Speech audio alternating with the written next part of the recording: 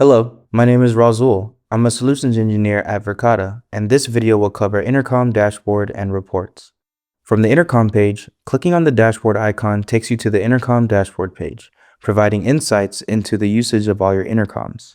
Here, you'll see key metrics for your intercoms, including the total number of intercoms, connectivity status, health checks to ensure all your intercoms are online, total calls, missed calls, and admitted calls across all your intercoms.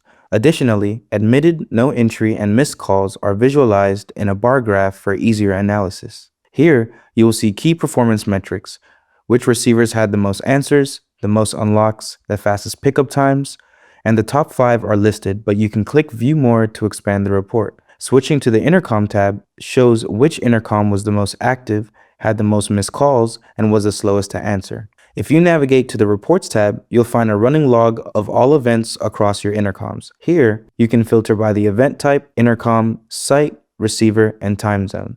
The report displays each event by date and time, along with the event type, intercom name, site name, and the receiver who answered the call.